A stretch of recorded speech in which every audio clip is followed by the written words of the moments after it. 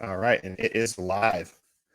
So as we wait for people to join us, I'll do a little introduction. I'm Greg. I'm the owner of the QC Rock Academy. We're here in Davenport, Iowa, and we're very excited. This is our fifth Q&A we've done in the last couple weeks, actually with some friends of yours, Dave. So we did one with Troy Lucetta a couple weeks ago. Yeah. So nice. Something I didn't realize. You guys actually together a little bit, he said. Yeah, well, thanks for having me on here, Greg, by the way. I appreciate it. And thank you for all you do with music education and with your academy. And yeah, Troy and I, we kind of grew up together. I guess first time I saw Troy, I knew of Tesla. Of course, they had starting to be a pretty hit record on MTV back in about 1986, 87. And then we were on tour with Alice Cooper in early 87, and Capitol Records pulled us off that tour to go over to Europe. They wanted us over there for a couple of weeks to play. We did 4 dates over there across England and in Europe. And then when we came back, we joined Alice on the last show of his tour at the Long Beach Arena. And the band that had been on tour that had taken our place was Tesla. And so that night it was, I think Tesla opened, Megadeth played direct support, and then Alice, of course, was the headliner. So that was the first time that we had met, albeit briefly, just in the hallways of the arena. But then we became friends. He actually lived by me here in Scottsdale, Arizona, where I live. He lived here. It's funny. One day I saw him walking into church of all things, and so he had lived here for a few years and had a big studio. He had a studio up in the Bay Area, San Francisco area, where he had produced some records for Montrose and a bunch of cool things. And then he had relocated down to Nashville. So yeah, we've been in touch. And a good friend of ours, Randy Walker, actually purchased Troy's house and has all that gear in it. So it's kind of funny to go to Randy's house and cut records and write riffs and do stuff. So it's funny the network of people you run across. That is the story of being a musician. I think to me, look, obviously learning to play and getting good at your instrument is obviously the first thing. But once you start to get some skills and you get, to be a pretty good player, I think what makes you a better player and ultimately what sets you up to be successful in our business is it's networking. It's a very entrepreneurial business, and it's always about networking and making connections. So even whether you're in Iowa or you're in Los Angeles or Scottsdale, Arizona, wherever it may be, Yeah. So that's kind of where our connection came. You in Labor Day weekend of 2018, you were inducted into the Iowa Rock and Roll Hall of Fame. Right. And but you're not from Iowa. So what's that connection? Yeah, well, my mom's from Iowa, I guess. She was born, she grew up in a little town called Gillett Grove, Iowa. And she was. Where is that at? Gillett Grove is from, it's. So she was actually, I guess, from Spencer, is where she worked as a nurse in Spencer. But yeah, the little town that she was born and raised on a farm out in this little town, Gillett Grove, which is really not even a town anymore. In fact, I drove through it and it was kind of scary, to be honest with you, because I remember it being like a little Mayberry RFD.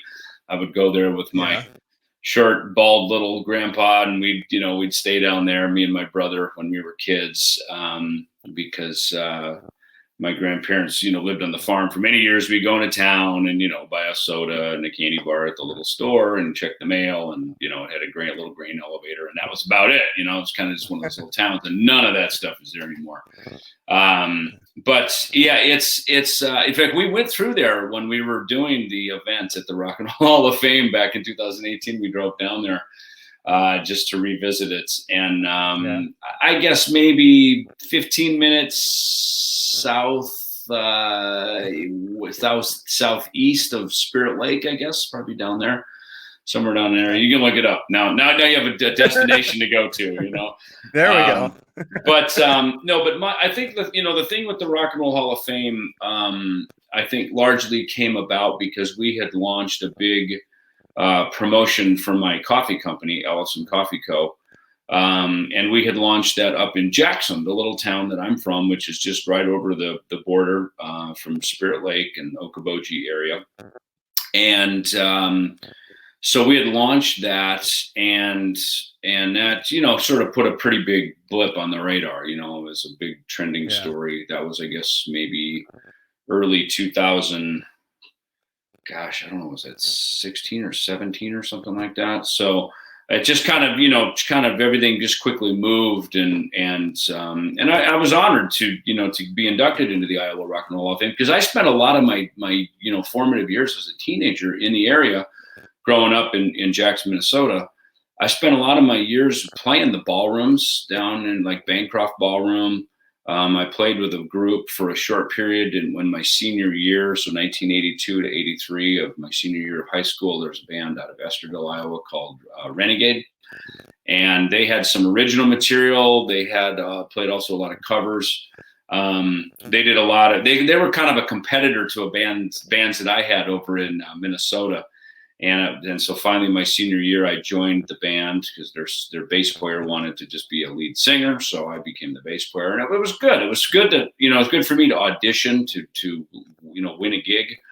And we went in the studio and recorded and toured around the area a lot. Played with Johnny Van Zant at some shows, I think over in Cedar Rapids and some things like that. So I you know, I did my time, you know, Minnesota, Iowa, Sioux Falls, you know, so it's kind of the South Dakota area, you know, those were my haunts growing up, you know. So I'm really happy that the Iowa Rock and Roll Hall of Fame exists. Yeah, actually, I just saw Ralph, the president of the association, just hopped on. He says, wants to say hi. Nice. Hey, Ralph. So yeah, you were inducted in 2018, and they have an awesome program with that whole Hall of Fame weekend called Iowa Rocks Talent. And one of our student bands, it's an all-girl band called Been There, Done That, was part of the competition, and you were a judge. Yes, I believe that. Yeah. So, it was great. Unfortunately, I was not able to be there that weekend, so it was driving me crazy that this big event was going on and I was not there. Yeah. But the girls made us very proud, and they were named the winners of that year. So, yeah, I thought. What can you tell us about what you thought of those girls? Sure, yeah, and you know, I thought the girls were great. A good band, and you know, the fact, you know, one of the hardest things to do with a group is to be cohesive. You know, to look like you're part of a group, to play like you're part of a group, yet your individuality shines through as well. And that's one of the toughest things to do in a group. And I've never really thought about it because I've always been in groups. You know, I've never been a solo artist per se, just sitting on the stool, sort of strumming, playing my own songs on an acoustic guitar or something. And even if, you know, if you're a solo artist, you still have to have an accompaniment of backing musicians that complement you and you know, help give your sound. So you're always playing in an ensemble. Even when you're solo, you're never really solo. You know, you're always you know, having you know collaborating with other people. And you know, the arts are a tricky thing because everybody has their own kind of, you know, view of what the artistic vision should be. And so when you find people that you can collaborate with and have some and agree on some things, yet also challenge each other to, well, what if we try it like this? And everybody being open to that. That is, you know, it's a challenging thing, because what really starts to become challenging is as you start to get a little bit of experience and you get a little bit of success, once that spotlight comes into the picture, that's a whole other level, because now you're, you know, oftentimes in a group, one or two people get singled out as maybe the more celebrity people, and oftentimes it's a lead singer. Sometimes in a rock band it could be a lead guitar player or a drummer or something. And you know, it's you know, the divide and conquer thing, you know, where you know, there's movies about this stuff, you know, the rock star movie with Mark Wahlberg and Jennifer Aniston, you know, she's the girlfriend managing Mark, the singer, you know, and, you know, always know where the talent is, you know, that's an age-old story is, you know, you don't need these guys, leave them behind. We're going solo, you know? So there's just a lot of dynamics that go, a lot of sort of validation, and and all this stuff, So when I see a group on stage that has a look and a sound as raw and young as it may be, it's always inspiring to me, because I always see a little bit of me in them, because that's ultimately been my story. Yeah, that's great. So with you doing the Iowa Rocks talent, it leads me to my next thing I'd like to talk about, which is relatively new for you, right? Is the Youth Music Foundation. Right. Yeah, we founded that in 2018. It was all part of, in fact, it's funny, when we went after the Rock and Roll Hall of Fame induction, we went up to Jackson and met with Donnie Schoenrock, who owns a fantastic barbecue restaurant in Jackson called Cat's Hog Heaven. And he had an idea. He and my partner and manager, Tom Hazer, were discussing an idea of doing David Ellefson Day in October, just a couple months later or a month later. And they were basically at this meeting, they sprung it on me that, hey, we want to honor you in the town of Jackson.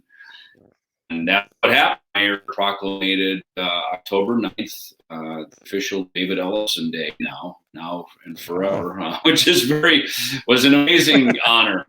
And, in my mind, the first thing I said, look, and that's wonderful. Thank you. That's great, but to just have a sort of a star on Hollywood Boulevard, if you will, in Jackson, Minnesota, that's kind of just an ego trip for me. So let me, I guess my nature is always, how can I parlay this celebrity moment into something that will help other people besides just me? Because when I die, then it's over, but if we create something of legacy, then it lives forever, and it's something that can go on to help other people. So as you have up on the screen, we formed the David Ellefson Youth Music Foundation, and we launched it at that time during the David Ellefson Day of October 9th, 2018. And this year, it was ironic because me and Tom just a couple months ago said, this year we really want to put some time in on this foundation and really get this thing up and running, to have it established, and because we've been partnered in with the Grammys, with the Grammy Music Education Coalition, and they've been really wonderful about walking us into a handful of bigger opportunities. And my initiative with the foundation has always been to serve the smaller towns, the smaller schools, the things in the rural area. There's a lot of initiatives that go into the inner city of the major cities, and that's obviously needed and wonderful. That's not my experience. So my experience is growing up on a farm in Jackson, Minnesota, and the Minnesota, the Jackson band program was wonderful. I took up tenor saxophone at age 5, and then when I picked up the bass at age 11, I started to play in jazz band in my middle school and high school years. So between marching band, concert band, jazz band, those things really shaped me as the musician that I became, today. And so for me, I wanted to make sure that if there's any way our foundation can be of help to them, those programs is really what our initiative is. That's great. So I saw you were just with Eddie Trunk, was it Friday night, talking on his show, and you announced, it's this coming Saturday, you have a big all-day event. Yes. Yeah. One of the things that really, we launched an initiative about 3 weeks ago called Schools Out. And it is designed for me and some of my other rock star buddies, musicians, to give free online music lessons and mentorship to students 18 years and under who are now out of school because of the COVID-19 pandemic. And because of technology, we can now reach the world. It doesn't just have to be here in the United States anymore. And so our initiative is for that. And so we started an online fundraiser. As you have the link up there, the EllefsonYouthMusicFoundation.org is where you can go to sign up for the online lessons if you're 18 and under. And also there's a donate button, and any donation is welcome. It could be $1, $5, $500, whatever you want. We know times are tough and people are unemployed and, money is tight for everybody. Just know that this money is being used to sustain our foundation and also to help employ some musicians and people who are on call and on staff now to be able to help give lessons and mentorship to these teenage students. A lot of my friends are out of work right now. The live concert touring business is really going to be, it is shaken. You figure the live entertainment business is all about putting as many people into as big of a room as you possibly can, which goes completely opposite to what we're asked to do right now, which is get away from each other and don't mingle and stay at home. And, so the concert business is really going through a state of flux as much as any other business out there right now. So a lot of my friends through our foundation, we're employing them, to teach and to give lessons. A lot of them already do online Skype lessons and things. So if this is a way to help promote their business, we're happy to do it. Now, with what you said, this Saturday, we are doing I like to think of it like the Jerry Lewis telethon, right? Which was like this, when I was a kid growing up, Jerry Lewis would be in Las Vegas and for 24 hours, he'd have these telethons and you'd call in and donate or pledge money. That concept, but doing it online, just like we're doing right here. The information is also over at the Ellefson Youth Music Foundation.org. And the Grammy Music Education Coalition is kind enough to let us access their Facebook, YouTube, and Twitch accounts to have this whole program run for 8 hours. So we're going to start it this coming Saturday, April 11th at 3 p.m. Central Standard Time. And we have a host of guests. I mean, just a slew of guests. Everybody from the Soup Nazi, Larry Thomas from Seinfeld, to Charlie Benante from Anthrax. Obviously, myself, me and my partner Tom will be there hosting. We've also got comedians Craig Gass, Don Jameson, Jim Florentine are going to be co-hosting, along with Ricky Rackman, who hosted the Headbangers Ball on MTV for many years in the 80s and 90s. So Nita Strauss, guitar player from Alice Cooper's band. I mean, just a slew of people, 8 hours packed full of entertainment. And the idea of that is we're, continuing to raise money for the COVID-19 relief efforts, and also for, again, to be able to have money to keep the foundation operating and keep continuing to bring these online lessons to the students 18 and under. That's awesome. That is awesome stuff, man. So let's take our first question from the chat below. So if you do have any questions, just put them down in the chat below here on Facebook. So actually, I'll take this one because this was from Izzy. She's the bass player from Been There, Done That. Yeah. Hey, Izzy. And she wants to know, what was your first bass? My first bass was a Gibson EBO, which was a short scale bass. I was just a little kid. I was only 12, so I needed something short. But it was, it's funny. The reason I got a Gibson bass is because on the back of the Kiss records, it said Kiss used Gibson guitars and Pearl drums because they want the best. And of course, I wanted to be just like Kiss, So I got a Gibson bass, and I didn't care for the sound of it that much. And I later learned that little plug on the back of the album is what's called an endorsement.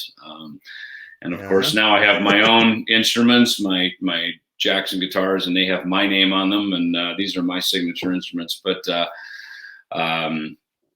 it's what got me started. And from the Gibson, I then my dad bought me a Dan Armstrong acrylic see-through bass. And then I got a Rickenbacker 4001, a red one. And then I got a BC Rich Mockingbird. And I went through my BC Rich phase for, about 5 years or so as we were starting Megadeth. And then I got into playing the Jackson guitars, which I currently play and have a handful of signature instruments with them. So, sometimes as tones change and needs change, it's fun to jump around to a bunch of different things. But, you only play one at a time. So you really only need one bass, maybe two, because you need a backup. But most importantly, to me, a bass should feel good. It should look cool on you because, this is a people listen with their eyes too. So it needs to be visually stimulating, especially if you're a live performer.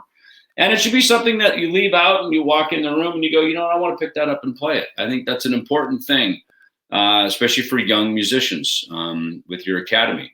Having an instrument that makes you want to pick it up and play it. Exactly.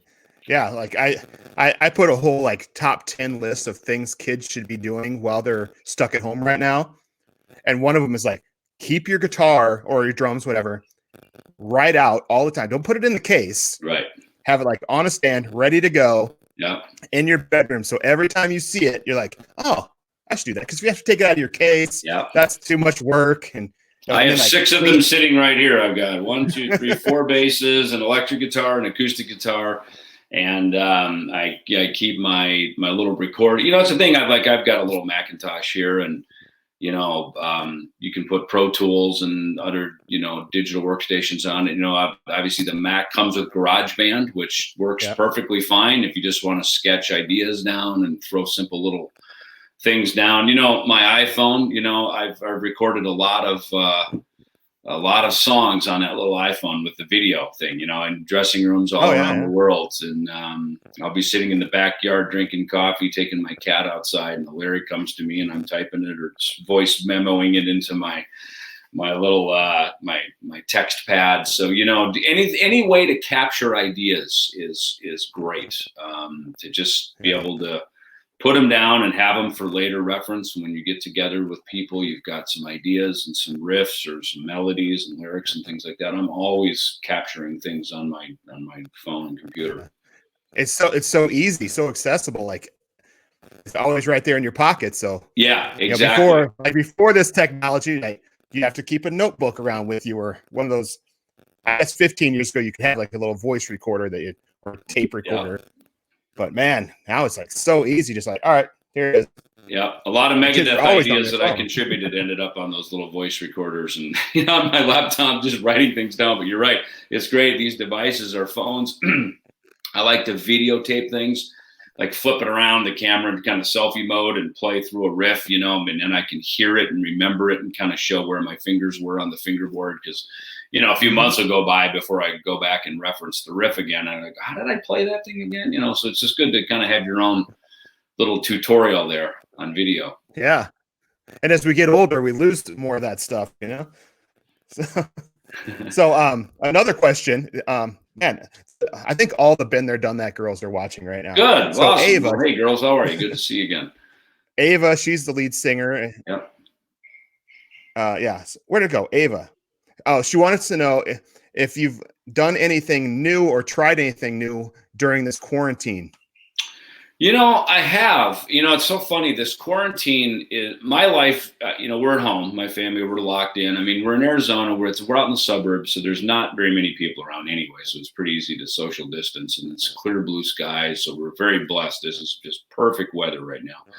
So we'll get outside to exercise and that, and it's very easy to social distance and and all that. But yeah, we're locked down, and I mean, the reality of it is right here, my home office, has my studio stuff in it, and I come in here anyway when I'm off tour, So I've been just kind of doing at home what I normally do anyway, which is. I come home, obviously I have some business stuff I need to do, with the record label and coffee company. And now, of course, with our foundation, this kept me quite busy. So that's one thing. I mean, the work with the foundation's been amazing. I mean, where I'm sitting right here is essentially my video studio because I got a good, light in front of me and, some kind of fun gold records and plaques behind me. So this is kind of where I sit and I do my video stuff, and I flip over here to my workstation, and that's where I plug in my little interface and I record. My solo band for my Ellefson solo stuff are the members are based. I've got a couple of people here in America that I work with when I tour here, but for the writing and the recording, they're all over in Italy, and our mixer is up in the Wembley area of London.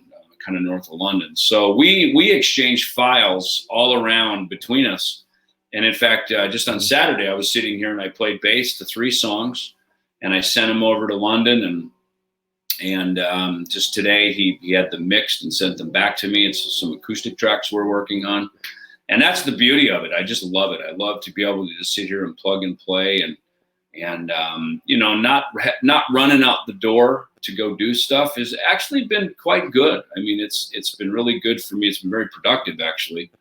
And, I've also been practicing, it's one thing that happens when you get busy making a living as a musician is I obviously practice to learn new songs. I'm practicing some new Megadeth songs. So when we can get together and record that, I want to be ready and have all that ready to go.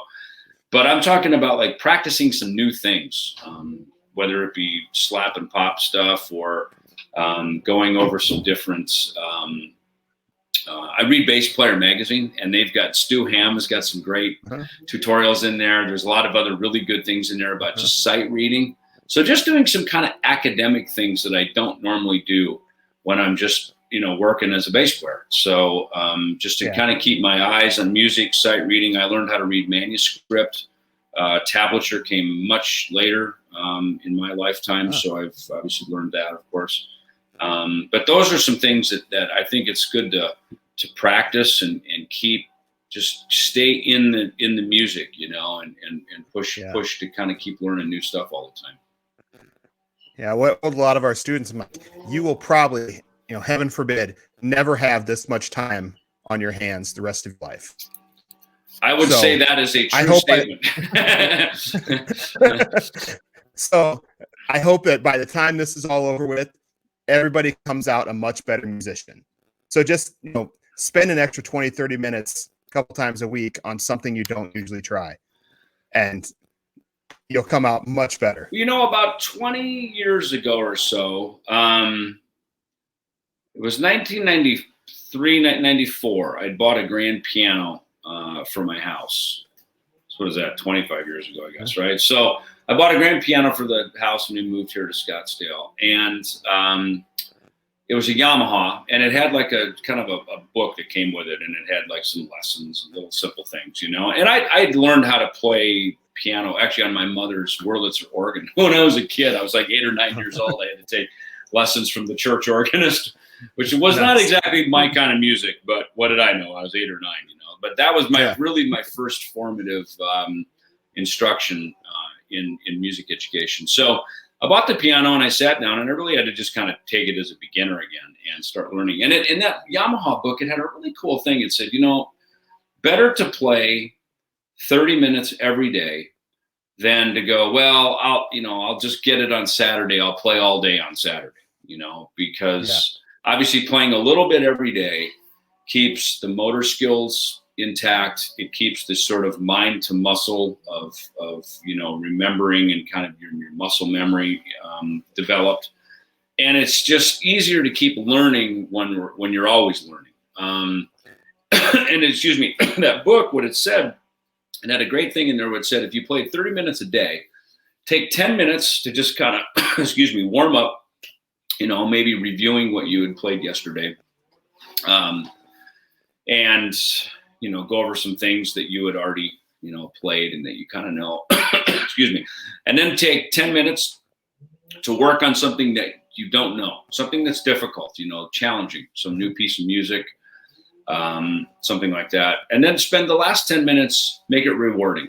Just improvise, jam, play a fun song you already know. And I like that, the 10, kind of breaking in thirds, a third of a warm-up, a third is academically challenging, and the third is just playing for fun. So, you can change it if you play 3 hours a day, make the first hour just going for it, and just having fun. And then definitely spend some time on the challenging stuff so you push yourself to grow. And then most importantly, spend some time having fun with it, because, they call it playing music. It should be fun. It should be an enjoyable thing. But just like everything that's going to be good and worthwhile in our lives, we do have to face some challenges and learn how to work through some of those academic things as well. Exactly. So we're coming up on the half-hour mark. I know you got about 75 more phone calls to do today. It's busy, yeah. I'm blessed to be busy. I'm very happy. Yep. Yeah. Yeah. You could be just sitting around, nobody wanting to talk to you. That would be awful. Exactly. So real quick, because you did a book back in the late 90s of, the guide to young musicians. Right. What has changed the most, do you think, in the music business since the late 90s to today? Man, yeah, that's a good question. It's funny. Hal Leonard now has the rights to that, and when they sent me a letter and said, "Hey, we're Hal Leonard, and we now are publishing your book." It's a book that I wrote, kind of a how-to book called "Making Music Your Business: A Guide for Young Musicians." And they said, "Hey, if you want to update it and do an audio book, record it, send us the file." Well, so I did. So I sat down and I read my book, and Greg, all the way through it, like especially the chapters about videos. Because when I wrote it, MTV and the video thing was all the rave in the 90s, and now, of course, that's really changed. I mean, no one has, $500,000 budgets to make, Michael Jackson's Thriller and, make miniature movies. And, it's just a whole different world. In fact, most people are making videos now for $500 to $1,000 and putting them on YouTube and trying to monetize them. So the whole mindset of video, the purpose of a video has really changed. And I think we still need it because people want to see music visually. Again, people listen with their eyes too. And that's part of the entertainment aspect, and it's part of being in the entertainment business. And it's also part of being in the record business, because in the record business, even though the old days of the big fat cat record companies, rolling up with a, Rolls Royce and a cigar in their mouth and writing, "Here you go, kid, here's your record deal."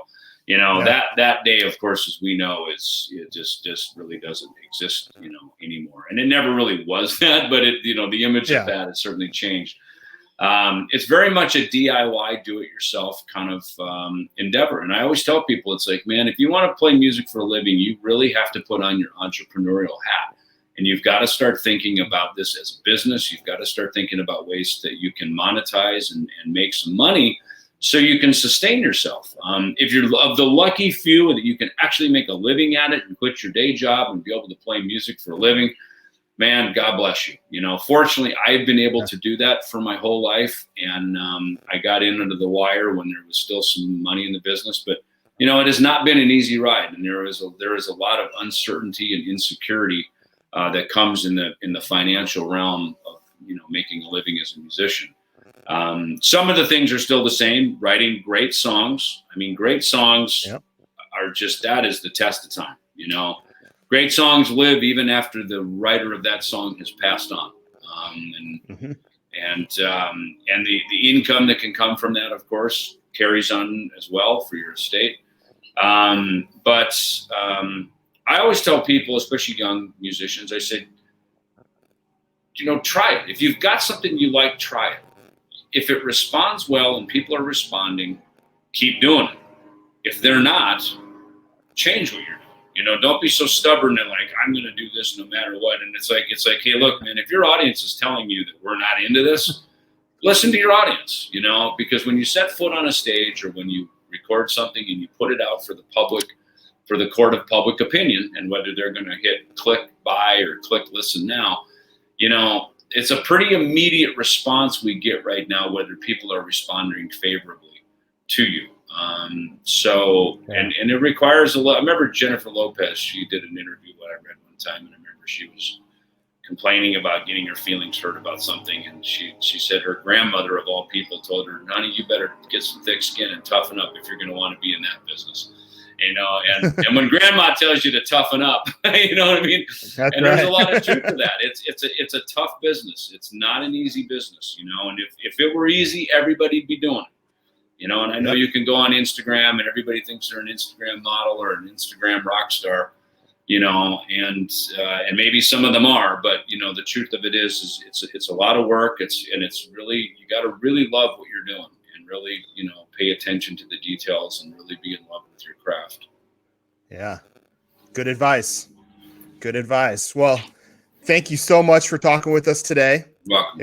It was a pleasure. So, if those of you that are watching, if you want to help support the Rock Academy and our programs, scrolling across the bottom is our Venmo at QC Rock Academy or PayPal. Like any amount helps. And, we definitely appreciate everybody watching and talking with Dave here. So stay tuned. We're going to be announcing a couple more of these Q&As really soon. I got a bunch of other guys that I have lined up, so just got to set the times here. So this is a lot of fun, and I appreciate it. And I'm just going to go ahead and end the broadcast. You can chill for just a second, Dave. Cool. Thanks, Greg. See ya. All right.